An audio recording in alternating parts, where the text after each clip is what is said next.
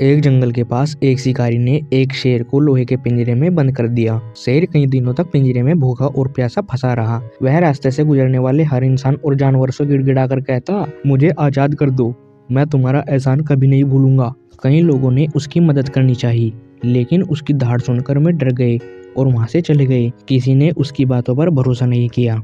एक दिन एक भला आदमी वहाँ से गुजर रहा था। उसने शेर की हालत देखी तो उसका दिल पसीज गया।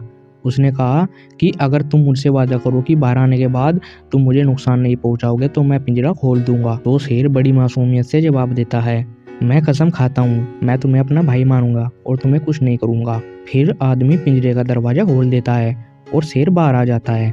बाहर आते ही वह गहरी सांस लेता है और फिर उस आदमी की तरफ देखकर बोलता है, अब मैं बहुत भूखा हूँ, सबसे पहले मैं तुम्हें ही खाऊंगा। आदमी डर गया। उसने हाथ जोड़कर कहा, तुमने वादा तोड़ दिया, कम से कम मुझे मरने से पहले 3 लोगों से पूछने तो दो कि तुम सही हो या मैं। शेर आदमी की बात मान लेता है और फिर वे सबसे पहले एक पेड़ के पास जाते हैं। फिर आदमी पेड़ को सारी बात बताता है और पूछता है कि अब क्या करना चाहिए। तो पेड़ बोलता है कि मैं इंसानों को फल देता हूँ, छाया देता हूँ, लेकिन फिर भी वे मुझे काट देते हैं।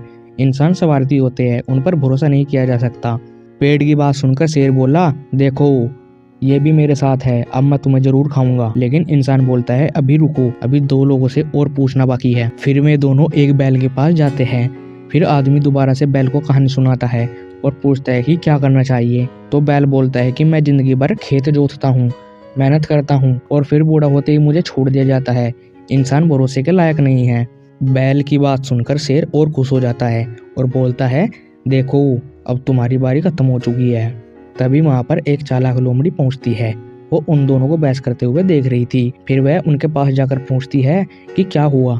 फिर आदमी लोमड़ी को भी सारी कहानी समझाता है। लोमड़ी आदमी की बात ध्यान से सुनती है और बोलती है, मुझे समझ नहीं आ रहा कि इतना बड़ा शेर इतने छोटे पिंजरे में कैसे बंद हो गया, जरा दिखाओ तो शेर घमंड में बोला, देखो मैं ऐसे कैद हो गया था। इतना कहकर वो खुद पिंजरे के अंदर चला जाता है। फिर जैसे ही शेर पिंजरे के अंदर गया, लोमड़ी ने झट से दरवाजा बंद कर दिया।